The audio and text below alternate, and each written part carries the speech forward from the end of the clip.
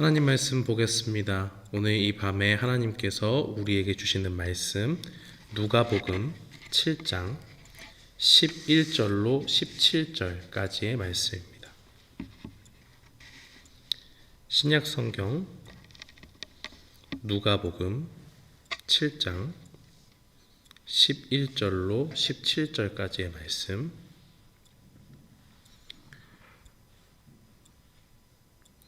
우리 다 찾으신 줄 알고 함께 봉독하겠습니다. 그 후에 예수께서 나인이란 성으로 가실새 제자와 많은 무리가 동행하더니 성문에 가까이 이르실 때에 사람들이 한 죽은 자를 메고 나오니 이는 한 어머니의 독자요 그의 어머니는 과부라. 그 성에 많은 사람도 그와 함께 나오거늘 주께서 과부를 보시고 불쌍히 여기사 울지 말라 하시고 가까이 가서 그 관에 손을 대시니 맨 자들이 서는지라. 예수께서 이르시되 청년아 내가 내게 말하노니 일어나라 하시매 죽었던 자가 일어나 앉고 말도 하거늘 예수께서 그를 어머니에게 주시니 모든 사람이 두려워하며 하나님께 영광을 돌려 이르되 큰 선지자가 우리 가운데 일어나셨다 하고 또 하나님께서 자기 백성을 돌보셨다 하더라. 예수께 대한 이 소문이 온 유대와 사방에 두루 퍼지니라. 아멘. 저는 오늘 본문 말씀 누가복음 7장 11절로 17절 말씀을 통해서 우리를 찾아오시는 예수님이라는 제목으로 주의 말씀을 선포하겠습니다. 누구에게나 상실이라고 하는 것은 큰 슬픔을 가져다 주는 일입니다. 더군다나 우리가 뭔가 물건에 대한 상실을 했다고 하면 그것은 다시 사서 보충하면 되니까 크게 그렇게 슬픈 일은 아니지만은 만약에 그것이 사람의 생명에 대한 부분이라면 거기서 오는 큰 슬픔을 도저히 막는다는 것은 정말 힘든 그런 일이겠죠. 셰익스피어는 인생을 불확실한 항해라고 말한 적이 있습니다. 사람은 그 누구도 자신의 인생을 예측할 수 없고 예측을 한다고 해서 그것이 반드시 된다는 보장이 없는 것이죠. 내 앞에 당장 어떤 일이 벌어질지 한 치 앞을 알 수 없는 존재입니다. 그런 불확실성 속에서 우리는 인생을 살아갈 때에 절망의 순간을 누구든지 만날 때가 있습니다. 오늘 본문에 나와 있는 이 과부가 바로 그런 사람이었습니다. 그런 형편 가운데 있는 것이죠. 남편이 없는 상태에서 하나뿐인 그 아들에게 모든 것을 걸었지만 이 아들이 죽게 되는 상황에 놓인 것이죠. 본문은 이 여인을 찾아가 만나주시는 그 예수님의 모습을 담고 있습니다. 코로나 바이러스가 유행하는 이 시기를 지나면서 우리는 주변에 절망의 상황들 가운데서 힘겨워하시는 분들을 많이 봅니다. 눈에 보이지 않는 이 작은 바이러스로 인해서 수많은 사람들의 생명이 그렇게 거두어져 가고 그 환자를 돌보면서 자신이 치료할 수 없다는 그 무력감에서 힘겨워하고 굉장히 체력적으로나 영적으로나 소진이 되는 그런 의료진들의 소식이 들려오기도 합니다. 이러한 상황들이 계속되면서 어떤 사람들은 걱정과 염려에 사로잡혀서 정말 나가는 것조차도 두려워하는 일상적인 생활마저도 굉장히 힘겨워하는 그런 상황을 우리가 직면하고 있습니다. 그러나 우리는 이런 상황 속에서 절망할 수 없습니다. 왜냐하면 우리의 절망의 시간을 우리가 경험하고 있을 때, 걷고 있을 때 우리를 찾아오시는 예수님이 우리 가운데 계시기 때문입니다. 오늘 본문은 그 예수님에 대한 이야기입니다. 저는 오늘 본문 말씀을 통해서 우리가 절망의 상황을 마주할 때 어떻게 그 시간을 신앙적으로 이겨나갈 수 있는지 예수님의 모습을 보면서 주의 말씀을 통해 우리가 한번 살펴보고자 합니다. 우리는 절망의 상황을 맞이할 때 어떻게 그것을 신앙적으로 극복할 수 있느냐? 오늘 본문이 우리가 가르쳐주는 것 첫 번째는 예수님이 우리를 긍휼히 여기신다는 것을 분명히 기억해야 됩니다. 어느 날 예수님은 이 나인이라고 하는 그 성으로 들어가십니다. 이 나인이라고 하는 이 성의 뜻은요, 유쾌하다, 즐겁다, 아름답다, 약간 이런 뜻을 담고 있어요. 근데 예수님이 그 성에 갔을 때는 이러한 이 나인이라는 성의 본 뜻과는 달리 완전히 다른 이야기들이 펼쳐졌죠. 굉장히 슬픈 일이 벌어진 것을 우리가 볼 수 있습니다. 그것이 어떤 것이었느냐? 우리가 읽었듯이 12절 말씀에 보니까 이 하나뿐인 아들을 잃은 그 어머니가 있고 그 과부가 있는 것이고 그 아들을 메고 가는 이 장례 행렬을 예수님과 제자들 또 그를 따르던 많은 사람들이 목도하게 된 것이죠. 우리가 그 당시 상황에서 과부의 상황들, 오늘 이 본문에 나와 있는 이 여인의 상황들을 살펴볼 때 이분은 과부로서 굉장히 사회의 가장 약층이라고 할 수가 있겠습니다. 특별히 그에게 독자가 있었는데 하나밖에 없는 아들이 죽었잖아요. 여기서 가져오는 의미가 또 있는데 그것이 무엇이냐면 당시의 상속법상 과부는 철저히 소외됐어요. 그러니까 상속을 받을 때 철저히 남자 후손에게 주게 되는데 단 남자 후손이 없으면 우리가 구약에서 보듯이 슬로브앗의 딸들이 있지 않습니까? 그들의 요구와 같이 딸들에게 상속이 가능합니다. 근데 남편이 아내에게 만약에 죽기 전에 유산을 주겠다 그러려면 또 유언을 남겨야 돼요. 근데 보통 유언을 남기지 않겠죠. 그럼 그런 상황, 유언이 없는 경우에는 어떻게 되느냐? 아들에게 유산이 상속이 되는 겁니다. 근데 지금 이 본문에 나와 있는 여인은 어떻게 된 것이냐? 이 남편의 유산을 상속받은 이 자기 아들이 있잖아요. 이 아들의 보호 아래서 살아가는 경우인 것이죠. 그렇게 아들을 의지하고 아버지에게 받은 그 유산을 아들이 가지고 있고 그것과 함께 그것에 기대어 살고 있는데 이제는 이 아들이 갑자기 죽어버린 거예요. 어떤 이유인지 모르겠지만 죽었습니다. 그러면 이게 어떻게 되냐면 이 아들이 가지고 있던 소유의 유산들은 어떻게 되느냐? 아들이 죽었기 때문에 어머니에게로 올라가는 것이 아니고 자기의 남편, 형제들이 그 유산을 차지하게 되는 것이죠. 만약에 그 사람들이 정말 선한 마음으로 이 과부를 불쌍히 여겨서 다 포기하면 모르겠지만 일반적인 상황에서는 그들이 유산을 차지하는 것이 맞는 것입니다. 그럼 그렇게 되면 어떻게 될까요? 당장 먹고 살 것이 없는 거예요. 그러니까 당장 내일 아침에 나앉게 되는 삶의 최소한의 보호장치가 무너져버린 경제적으로 완전한 압박, 완전한 붕괴 그런 상황 가운데 놓여있는 것이 이 본문의 여인의 모습입니다. 또 한 가지 기억해야 될 것은 경제적인 어려움뿐만이 아니라 자기의 아들을 잃었기 때문에 정신적으로도 굉장히 힘겨운 붕괴된 삶을 맞이할 수밖에 없는 것이죠. 보통 우리가 주변을 살펴보거나 아니면 경험적으로 다른 분들 살펴보면 보통 홀로 되신 분들이 독자가 있는 집을 살펴보면 어떻게 그 아들을 키우겠습니까? 모든 것을 올인해서 키우죠. 어머니의 삶이 곧 아들의 삶입니다. 그게 뭐냐면 아들의 삶에 초점을 맞추고 그 아들이 뭔가를 잘 해나갈 수 있도록 최대한 서포트하면서 어머니가 자기의 어떤 유익이나 이런 것들을 다 제쳐놓고 그 아들에게 모든 기대를 걸고 그렇게 헌신적으로 살아가는 것이죠. 그런데 오늘 본문에 일어난 일들을 살펴보면 모든 것을 걸었던 그 독자의 죽음이 이 여인에게 처해진 것이고 그 가운데서는 경제적인 그런 정신적인 그러한 모든 기댈 곳이 더 이상 없는 완전한 절망 가운데 있는 여인이었다는 것을 우리가 분명히 볼 수 있는 것입니다. 그런데 이 상황에서 누가 이 여인을 찾아가느냐? 바로 우리 주 예수님이 이 여인을 찾아갑니다. 예수님의 관심이 어디에 있었느냐? 이 당시에 죽은, 이 관에 실려가는 죽은 청년에게 있던 것이 아니라 비탄에 빠져있는 장례 행렬의 맨 끝에 있던 이 여인에게 있었다라는 것입니다. 당시 장례 행렬을 쭉 길게 늘어서 보면 앞에 곡하는 사람도 있고 피리 부는 사람도 있고 그 다음에 관이 이렇게 있는데 관이 이렇게 열려져 있어요. 그래서 관이 있고 그 다음에 맨 끝에는 여인들이 이렇게 따라가는 그런 형태가 되어 있는데 예수님의 시선은 어디 있었느냐? 13절에 보니까 과부를 보시고 라고 그렇게 되어져 있습니다. 긴 행렬이 펼쳐져 있어요. 이것은 전혀 중요하지 않습니다. 예수님이 나인성에 와서 가장 먼저 주목하신 것은 무엇이냐? 바로 과부를 보셨다는 거예요. 어떠한 심정을 가지고 그 과부를 보셨느냐? 바로 불쌍히 여기사라고 그렇게 되어져 있죠.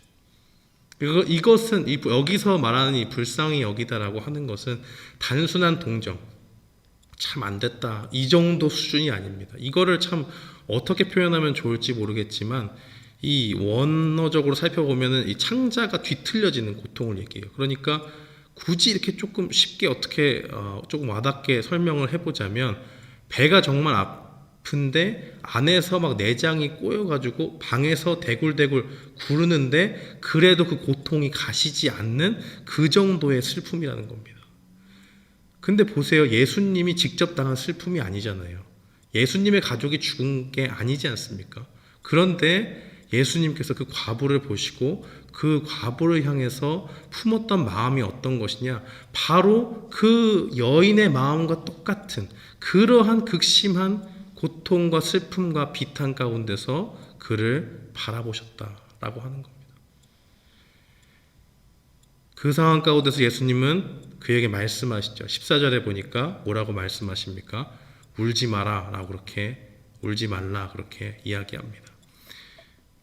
공감 능력이 전혀 없어서 그냥 이런 거 아무것도 아니니까 이겨내야지 울지 마 이런 게 아니에요.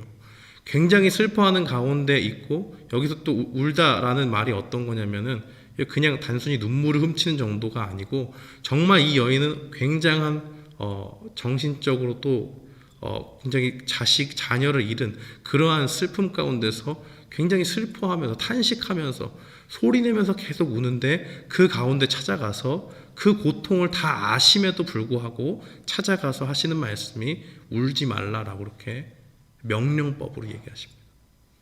사랑하는 성도 여러분, 이 본문에 이 여인이 예수님께 한 번도 도움을 요청한 적이 없습니다. 우리가 많은 기사들을 살펴볼 때 성경에 나와 있을 때 그들이 뭔가 치유함을 얻고 그들이 가지고 있던 어떤 속박에서 해방을 얻고 하는 그런 일들 살펴보면 그들이 예수님이 먼 발치에서 오는 것을 보고 소리를 지르잖아요. 그런 게 아니고 지금 이 본문의 굉장히 독특한 부분은 뭐냐면 예수님께서 그 여인의 요청 없이 그저 찾아가셨다는 거예요. 먼저 찾아가신 겁니다. 요한복음 1장에 보면 이 빌립이 나다나엘이라는 사람에게 예수님을 소개하는 내용이 나와 있습니다. 근데 나다나엘한테 소개를 할 때 예수님을 소개하니까 나다나엘이 비웃어요. 뭐라고 비웃냐면 나사렛에서 무슨 선한 게 나오냐라고 하면서 비웃죠. 그런데 예수님을 만나니까 예수님이 나다나엘 보고 이렇게 얘기합니다. 야, 네가 보니까 참으로 이스라엘 사람이다. 그 속에 간사함이 없도다라고 그렇게 얘기합니다.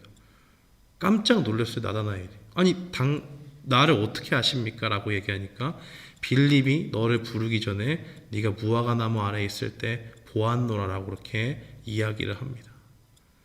예수님은요 이 사람의 속을 꿰뚫어 보십니다.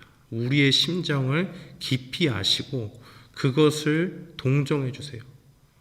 정말 우리가 고통스러워한다.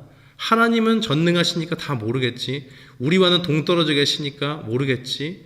하는 그런 것이 아니라 우리의 마음 속에 들어오셔서 우리가 겪고 있는 슬픔과 고통 그 가운데서 우리가 허우적대고 신앙 가운데서 낭망에 빠지기도 하고 넘어지기도 하고 때로는 힘겨워서 어떻게 일어설 수가 없는 그런 상황 가운데 주저앉아 있을 때 하나님께서 그 마음을 아신다라고 하는 것이죠. 예수님의 그 마음의 속을 꿰뚫어 보시면서 그것을 악용하는 것이 아니라 이 본문의 극심한 고통 가운데 비탄 가운데 빠져있고 절망 가운데 있는 이 여인에게 찾아가시듯이 자기의 백성들이 슬픔에 빠졌을 때 그것을 외면하는 것이 아니라 절망을 마주할 때 그 슬픔과 찢어지는 고통을 함께 짊어지시고 고통의 자리에서 허덕이는 우리를 향해서 예수님이 찾아와 주신다는 겁니다. 이사야서 49장 13절은 우리를 긍휼히 여기시는 그 하나님을 이렇게 증거합니다. 하늘이여 노래하라, 땅이여 기뻐하라, 산들이여 즐거이 노래하라. 여호와께서 그의 백성을 위로하셨은즉 그의 고난당한 자를 긍휼히 여기실 것임이라. 사랑하는 성도 여러분, 우리가 지금 겪고 있는 이런 상황 가운데서 누구에게도 말 못하는 그 고통을 겪고 있는 분들이 계십니까? 누구 하나에게 털어놓을 수 없는 고통 가운데 남몰래 눈물 흘리면서 가슴을 움켜쥐면서 하나님을 너무 힘들어서 하나님을 찾지도 못하고 그 고통 가운데 주저앉아 계신 분이 있습니까? 예수님은 오늘 본문을 통해서 말씀하십니다. 절망하지 말라, 울음을 그치라 라고 그렇게 말씀하십니다. 왜요? 예수님의 시선이 누구에게 있느냐? 바로 여러분에게 있습니다. 절망의 자리에서 허덕이는 자들에게 있습니다. 예수님의 마음이 누구에게 있습니까? 겉에 번지르르 하고 세상의 모든 허영과 그 소유를 가진 자들에게 있는 것이 아니라 절망 가운데 뒹구는 자들과 함께 있다는 것입니다. 말할 수 없는 고통 가운데 가슴을 치면서 고통 가운데 있을 때에 우리가 미처 하나님을 부를 힘도 없을 그때에 예수님은 우리를 긍휼히 여기셔서 우리를 찾아와 주신다는 겁니다. 이것을 분명히 기억해야 됩니다. 두 번째로 우리가 절망의 상황을 맞이할 때 어떻게 그것을 신앙적으로 극복할 수 있느냐? 예수님이 우리를 긍휼히 여기실 뿐만이 아니고 그의 능력으로 우리를 절망에서 건져주심을 믿어야 됩니다. 예수님이 하신 말씀 24절에 울지 말라라고 그렇게 이야기하죠. 너무 슬픈 일이에요. 지금 이 상황 가운데 누가 감히 그렇게 이야기할 수 있겠습니까? 아무도 이야기할 수 없어요. 예수님은 이 슬픔을 멈출 수 있는 존재이기 때문에 이렇게 이야기하는 겁니다. 빈말을 던지는 게 아니에요. 사람은요, 사람의 말로 위로를 할 수 있습니다. 근데 사람 자체가 전능한 존재가 아니죠. 유한한 존재입니다. 할 수 있는 게 있고 할 수 없는 것이 있죠. 그러니까 어때요? 누군가 슬픈 일을 당했습니다. 내가 실제로 그 일을 도와줄 수는 없어요. 그러니까 어떻게 해요? 그냥 말로 그렇게 위로해주고 끝내는 것이죠. 상대방이 그걸 모르냐? 압니다. 왜요? 자기도 이걸 인간의 차원에서 해결할 수 없는 문제라는 것을 알기 때문에 그렇죠. 뭐 할 수 없어요. 말로 그냥 끝나는 것이고 참 그런 말 해준 것만으로도 참 감사하다라고 그렇게 넘길 수가 있겠죠. 그런데 하나님의 이야기는 완전 다릅니다. 예수님의 말은 달라요. 예수님은 무한하셔서 모든 일을 감당하실 수 있는 능력이 있는 것이죠. 그러니까 그냥 빈말로 말을 던지는 것이 아니고 정말로 절망 가운데 슬퍼할 수 없지만 이 슬픔을 내가 끝내주겠다. 그 능력이 있다는 걸 너에게 보여주겠다라는 그 확신 가운데서 울지 말라라고 그렇게 이야기하는 것입니다. 사람이 하는 그 사람의 말과는 차원이 다른 이야기라는 것이죠. 실제적인 해결이 있고 하나님의 능력이 그 가운데 드러난다는 것입니다. 예수님 먼저 그녀를 위로하신 다음에 이 장례 행렬의 맨 뒤에 있었다고 얘기했잖아요. 찾아가서 위로하시고 다시 앞으로 오십니다.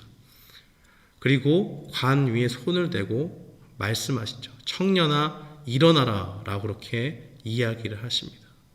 근데 원래 이 유대인이 이 죽은 자의 시체가 있는 것을 만지면 부정한 사람이 돼요.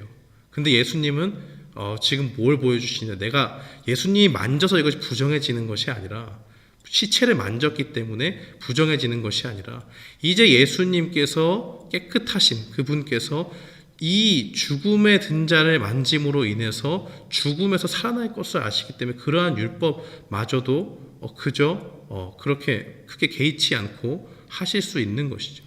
15절에 보니까 예수님이 말씀하시니까 청년이 일어나서 앉아서 말도 했다고 이야기합니다. 근데 중요한 거 예수님께서 이 청년에게 뭔가를 가르친다거나 이렇게 하지 않아요. 그저 예수님이 한 행동은 그 아들이 살고 한 것을 보시고 15절에 보니까 그를 어머니에게 주시니라고 그렇게 이야기합니다. 이 청년이 앞으로 살고 뭘 어떻게 하는 거 중요하지 않아요. 예수님이 관심이 있는 것은 누구라고 얘기했습니까? 아까 그 과부가 된 여인이라고 얘기했죠. 그 여인의 고통과 슬픔을 아시기 때문에 그 고통 가운데 있는 사람에게 진정한 위로가 무엇일까를 헤아리시고 그 아들을 그에게 주시는 것, 그것만이 최고의 위로가 될 수 있다는 것을 예수님이 아신 것이죠. 그래서 그렇게 행동하신 겁니다. 구약에서 슬픔 가운데 깊이 빠졌던 그 인물이 있죠. 특별히 자식을 잃었다고 생각을 하니까 너무너무 슬펐던 사람이 있습니다. 야곱이 바로 그런 사람인데요. 이 야곱은 다른 아들들보다 요셉을 더 사랑하지 않았습니까? 그러나 어느 날 다른 아들들이 와서 이 요셉을 요셉이 죽었다라고 그렇게 거짓으로 이야기하죠. 사실은 형제들이 요셉을 노예로 팔았는데 아버지를 속이려고 어떻게 했냐면 염소 피를 그 요셉의 옷에 묻혀가지고 이렇게 보여주니까 이건 뭐 야곱이 보니까 너무 확정적으로 피가 옷에 묻어있고 하니까 너무 상심이 컸어요. 그러니까 창세기 37장 34절로 35절 말씀에 보면 이 슬픔이 얼마나 큰지 옷을 찢고, 슬픔을 나타내는 거잖아요. 옷을 찢고 상복을 입고 계속 여러 날 웁니다. 아들들이 보니까 나이도 연로하시고 그런데 이게 안 되겠거든요. 그러니까 가서 위로를 하는데 거기에 뭐라고 되어 있냐면 위로받기를 거절했다라고 그렇게 말합니다. 자식을 잃은 슬픔 가운데서 어떠한 위로도 위로가 안 되는 것이고, 너무 슬픈 일이기 때문에 어떻게 해결이 안 되고, 지금 야곱은 어떤 생각까지 하냐면 내가 그냥 계속 슬퍼하다가 요셉에게 가겠다, 요셉처럼 죽고 말겠다, 막 이 정도로 심각하게 받아들이고 굉장히 큰 절망 가운데 빠져 있는 것이죠. 어떤 말로도 위로가 되지 않는 상황, 이 상황 가운데서 최고의 위로는 무엇이냐? 그 죽었다고 하는 그 아들을 그 앞에 갖다 놓으면 되는 거예요. 그런데 요셉이 죽었다면 다시 그 앞에 갖다 놓으면 되는데 지금 이 과부의 경우는 어떻습니까? 누구도 해결해 줄 수 없는 슬픔이에요. 확실한 죽음이에요. 이미 죽은 것이 확정적이 됐고, 보통 그 죽은 날 장례를 합니다. 왜냐하면 날이 더우니까 시체가 부패하는 걸 막기 위해서 장례 행렬이 시작됐을 때는 이미 그가 확정적으로 죽은 거예요. 숨이 끊어지고 모든 확인이 끝난 겁니다. 누구도 부인할 수 없는 확실한 죽음 가운데서 이 상황을 해결해 줄 수 있는 사람이 어디 있어요? 아무도 없어요. 아들이 죽었습니다. 누구도 그 아들을 죽음에서 건져올 자가 없는 것이죠. 능력도 없고 인간이 할 수 있는 일이 아니기 때문에 그 누구도 기대조차 하질 않습니다. 그런데 이 여인에게 참된 위로를 누가 주시냐? 바로 예수님이 주신다는 것이죠. 예수님은 죽은 자를 살리시는 권능이 있습니다. 예수님은 정확히 과부가 어떻게 해야 위로를 받는지를 이미 알고 계셨고, 세상이 보여줄 수 없는 그 능력을 보이셔서 세상이 줄 수 없는 그 위로를 가지고 이 과부를 찾아가 위로하셨다는 겁니다. 죽은 아들이 살아나서 어머니의 품으로 돌아가니까 주위에 많은 사람들이 두려워하면서 하나님께 영광을 돌렸다라고 그렇게 이야기를 하죠. 사랑하는 성도 여러분, 우리가 처한 상황에서 그 누구도 도와줄 수 없다고 생각하십니까? 그 누구에게도 도움을 구한다고 한들 진짜 이거는 말도 안 된다라고 하는 그런 아무도 해결해 줄 수 없는 그 문제가 있습니까? 그런 문제가 있다면 바로 오늘 이 소망 없는 여인에게 찾아가셔서 능력으로 그 아들을 살리신 예수님을 온전히 의지하시기 바랍니다. 시편 42편 5절 말씀은 이렇게 증거합니다. 내 영혼아, 내가 어찌하여 낙심하며 어찌하여 내 속에서 불안해하는가? 너는 하나님께 소망을 둬라. 그가 나타나 도우심으로 말미암아 내가 여전히 찬송하리로다라고 그렇게 증거합니다. 우리가 예수님의 이름을 구할 때 하나님은 우리에게 그의 도우심을 보여주실 줄 믿습니다. 전능하신 능력을 가지고 우리에게 보여주실 것이고, 그를 소망하는 자에게 결코 실망을 안겨주지 않으실 겁니다. 사랑하는 성도 여러분, 절망이 우리를 엄습할 때 우리는 분명히 기억해야 됩니다. 예수님의 시선이 우리에게 있습니다. 예수님의 마음이 그 절망에 빠진 자의 마음과 동일합니다.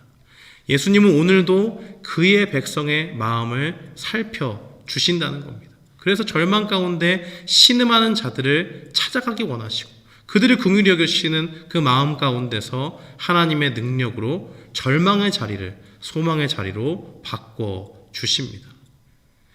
오늘 이 말씀을 기억하면서 우리는 우리를 긍휼히 여기시는 그 전능하신 예수님을 바라보면서 절망의 자리에서 주님의 능력으로 승리하는 우리 모두가 되기를 주님의 이름으로 축원합니다. 아멘.